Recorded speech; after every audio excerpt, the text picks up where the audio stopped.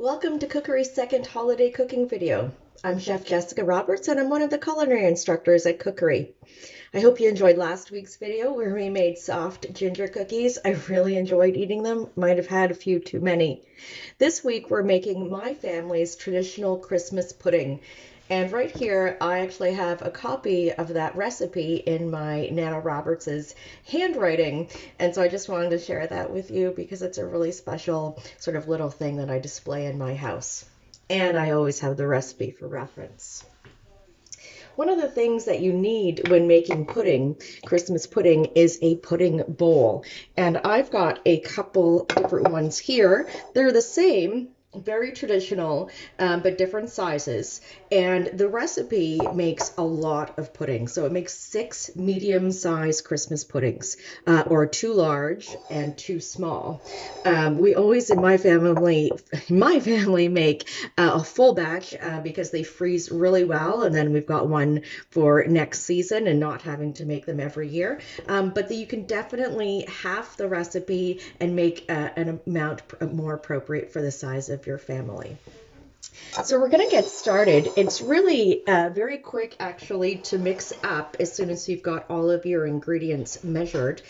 In my bowl here, I've got a mixture of dried raisins and currants. Always use seedless raisins for the Christmas pudding, else you'll get the little sort of gritty seeds when you take it. It doesn't affect the taste, but it's a bit of a texture issue. I've also got a little bit of flour here. I've got some breadcrumbs. So these are fresh breadcrumbs. So I just took a couple of slices from a loaf of bread and I just sort of rub them between my fingers to make sort of lovely little breadcrumbs. They need to be fresh. Otherwise, if you use dry breadcrumbs, you'll have a really dry sort of gritty texture in your pudding. I've got some suet. So suet is actually beef fat. It's the fat from around the kidneys, and it's ground really finely, and it's almost powdery like. If you can't find suet, it is more difficult to find these days.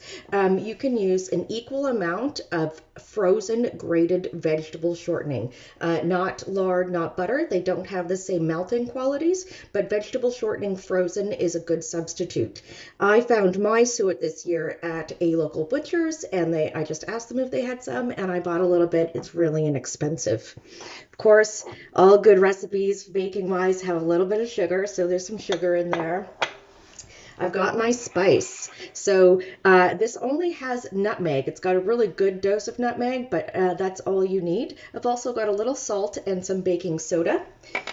And the liquid. So the recipe says you can use water, but why use water when you could use wine? So my family always uses red wine as the liquid in the Christmas pudding, and just use something inexpensive but easy drinking, something that you'd actually enjoy a glass of, and it will go wonderfully right in there.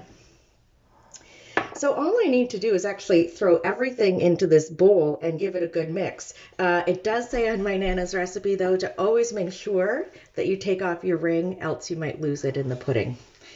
So I'm just going to throw everything in here. I've already got my currants and raisins. I'll add my flour, my breadcrumbs. This is going to be a very tight fit, all these ingredients in this bowl. I've got my suet, my sugar, spices, and my wine. So I'm just going to pour that right over top.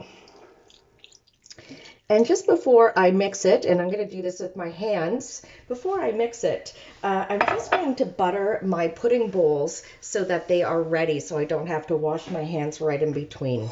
So I'm going to use both of these bowls today. Just going to take a bit of butter and give them a really good sort of coating in there. The last thing I'll do while I've got my hands messy with butter is I'm just going to grease a couple of circles of waxed paper.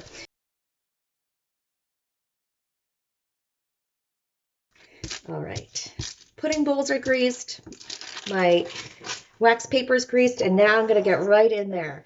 It is probably one of the least appetizing looking mixtures, I'm not going to lie, but it comes out a beautiful, dark, rich color after it's baked. because of the red wine, it's got this unusual purple color at the moment.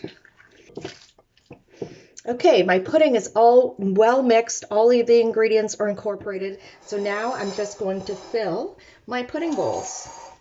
When I fill my pudding bowls, I want to leave 1 inch of space from the top of the bowl, as the pudding will expand as it cooks.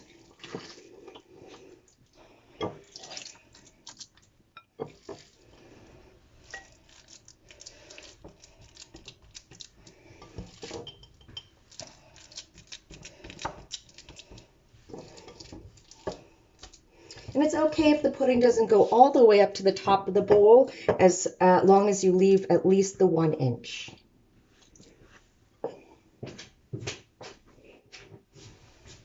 Okay, smooth out the top so it's level. Wash my hands.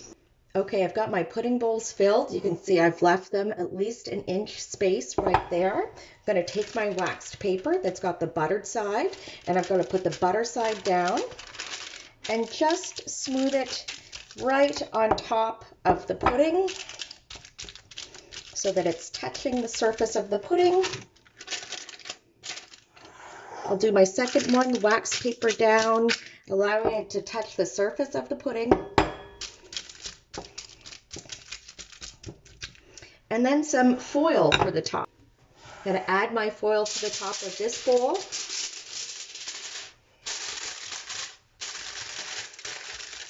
Again, pushing down on the sides.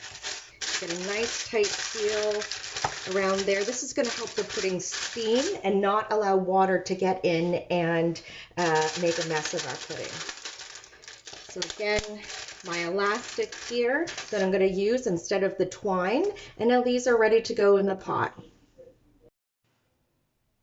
We've got our puddings in their bowl, and we've covered them with wax paper and with our tin foil, and now we're going to steam them.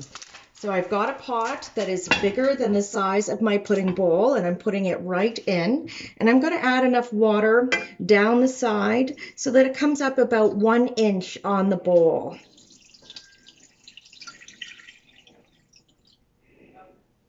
That looks good. I'm going to put my lid on. I'm going to bring it to a boil to get that simmering action going, and then I'm going to turn it down to a simmer, and I'm going to let these puddings steam for 6 hours. It's a long steaming process to cook in there nice and slow on that steaming heat, but it's going to be a really nice pudding. Check your puddings periodically to see if they need a little bit more water, because it will evaporate, but afterwards, after the 6 hours, they will be almost done. So our pudding is fully steamed. So that I can show you one today, I steamed it for both the initial steaming period and the second one. So normally you would do it for 6 hours, and then you can store it, cool it and store it. And then just before you want to eat it, or the night you want to eat it, you're going to steam it for another 2 hours and then just serve it hot with hard sauce. So hard sauce is very traditional. It's basically just an icing with a good amount of rum or brandy, whatever you like in there, that melts on top of the pudding. So I've just put my pudding on the bowl, inverted it, and presented it, and it is really the highlight of my Christmas dinner every year. So I'm going to enjoy some now and not tell anybody else I enjoyed a little bit early. So a good amount of my bowl, a good dollop of hard sauce, and just let that hard sauce melt right on top. It's just like its own little icing, and I can't wait to enjoy it. Thanks for joining me again, and next week, something savory to go with your holiday entertaining.